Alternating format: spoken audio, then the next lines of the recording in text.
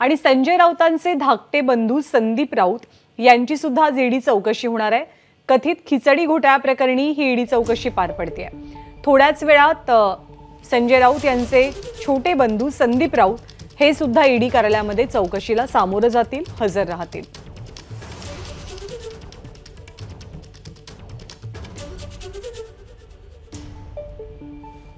समज मला आलाय आणि आज मला हजर राहायला सांगितलंय, त्याप्रमाणे मी इथे आलेलो आहे आणि जे काय ईडी मला प्रश्न विचारेल त्या प्रश्नांना मी उत्तर देऊन त्यांना व्यवस्थित सहकार्य करेन।